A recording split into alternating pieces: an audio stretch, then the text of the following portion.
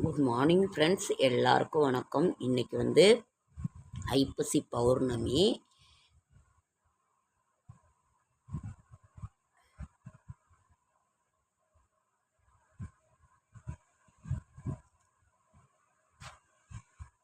இன்றைக்கி வந்து ஐப்பசி பௌர்ணமி.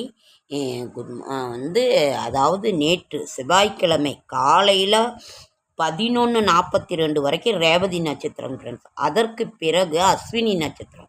அஸ்வினி நட்சத்திரத்தில் தான் அவங்க வந்து அன்னாபிஷேகம் பண்ணுறதுங்களாம். அதனால் எல்லா கோவில்லையுமே செவ்வாய்க்கிழமை சாயங்காலமே நேற்றே அன்னாபிஷேகம் பண்ணிட்டாங்க ஃப்ரெண்ட்ஸ். அதனால் அதே மாதிரி அஸ்வினி நட்சத்திரம் வந்து காலையில் 10:15 வரைக்கும் தான். அதற்கு பிறகு வந்து பரணி நட்சத்திரம் வந்துடுது. அதனால் அஸ்வினி நட்சத்திரத்துலேயே அவங்க வந்து சுவாமிக்கு வந்து அன்னாபிஷேகம் பண்ணும், பௌர்ணமி வந்துடுது அப்படிங்கிறதுனால எல்லா சிவன் கோயிலும் செவ்வாய்க்கிழமை இரவு, அதாவது நேற்றே நமக்கு வந்து அன்னாபிஷேகம் பண்ணி தரிசனம் கொடுத்துட்டாங்க. அவ்வளோ ஒரு அழகாக இருந்தது. நானும் பார்த்துட்டேங்க ஃப்ரெண்ட்ஸ். இந்த அன்னாபிஷேகத்தை இன்றைக்கும் நீங்கள் பார்க்கலாம். காலையில் வரைக்கும் இருக்குது, இங்கே முடிஞ்சாலும் பார்க்கலாம். அதனால் வந்து நீங்கள் அந்த ஐப்பசி அன்னாபிஷேகம் பௌர்ணமி அன்னைக்கு நீங்கள் அதை பாருங்கள். யாருக்காவது முடிந்தால் உங்களுக்கு எல்லாம் அரிசிங்க ஃப்ரெண்ட்ஸ். 100 மூட்டை அரிசி இருக்கும். எல்லாம் மூட்டையாக 100 மூட்டை இருக்கும் ஃப்ரெண்ட்ஸ். எல்லாம் பவுனியில் மூட்டை அவ்வளோதான், அரிசின்னு இல்லை. அதனால் எல்லாம் குமிஞ்சிருந்தது. அதெல்லாம் அன்னதானத்துக்கு வச்சுக்குவாங்க. என்ன ஏதுன்றது தெரியல. சுவாமிக்கே இது பண்ணுவாங்க. பிரசாதத்துக்கு கூட அவங்க எடுத்துக்குவாங்க. அதனால் அவ்வளோ ஒரு குமிஞ்சு அவ்வளோ ஒரு ரொம்ப அழகாக இருந்துச்சு. நீங்கள் வந்து அன்னாபிஷேகம் அதே மாதிரி பௌர்ணமி வந்து பௌர்ணமி பூஜையும் பௌர்ணமி திதி வந்து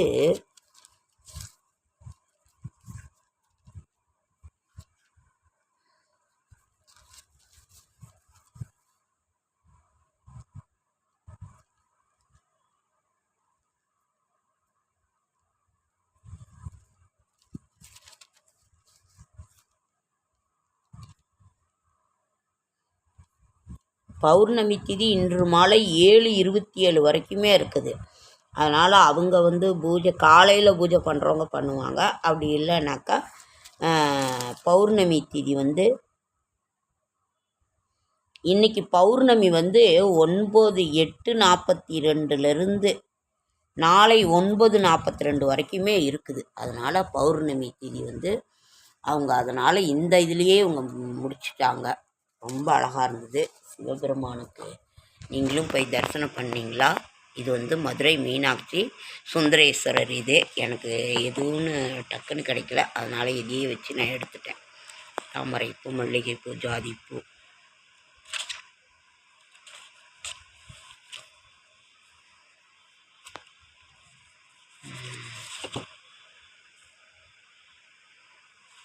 இதோ ஒரு சிவன். இதை நான் இது பண்ணுறேன். முதல் பாடலும் கடைசி பாடலும். உலகலாம் உணர்ந்து ஓதற்கரியவன் நிலவலாவிய நீர்மொழிவேணியன் அழகில் சோதியன் அம்பலத்தாடுவான் படி வாழ்த்தி வணங்குவோம். இன்றைக்கி வந்து நடராஜர் அபிஷேகம் நேத்தே. என்றும் இன்பம் பெருகும் இயல்பினால் ஒன்று காதலி துள்ளும் ஓங்கிட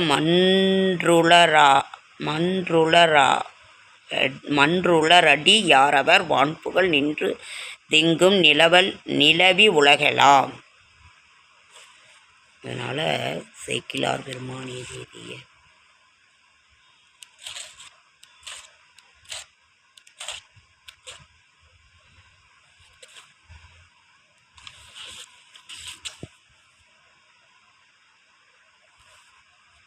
சேக்கிழார் மணிமண்டபம் குன்றத்தூரில் இருக்குது.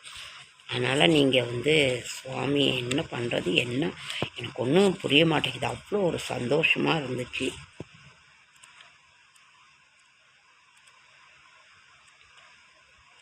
ஓம் நம சிவாய, ஓம் நம சிவாய, ஓம் நம சிவாய, ஓம் சிவாய. இதுதான் எனக்கு வந்து தெரியுது. வேறு ஒன்றுமே தெய்வத்தை பற்றி நினச்சிக்கிட்டே தான் இருக்கிறோம்.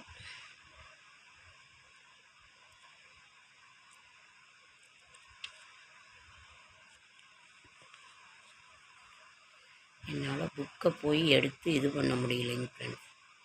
ஓகேங்க ஃப்ரெண்ட்ஸ், லைக் பண்ணுங்கள், ஷேர் பண்ணுங்கள், கமெண்ட் பண்ணுங்கள், சப்ஸ்கிரைப் பண்ணுங்கள். என்னால் முடிந்த ஆன்மீக தகவலை தரேன்.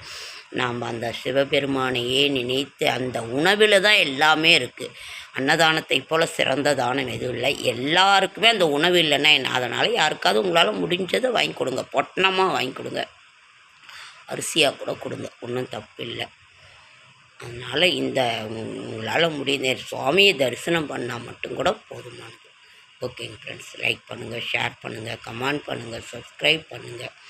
என்னால் முடிந்த ஆன்மீக தகவல் தரேன், நல்ல தகவல் தரேன். சத்யநாராயண பூஜை நம்ம செய்வோம். எல்லா தெய்வமுமே ஒன்று தான். என்னை பொறுத்தவரைக்கும் சிவபெருமான விஷயம் எல்லாமே ஒன்று தான். நாம் வணங்குகின்ற முறை தான் வேறு. ஆகையினால் நான் இப்படி இருங்க அப்படி இல்லாததை நான் சொல்ல மாட்டேன் நான்.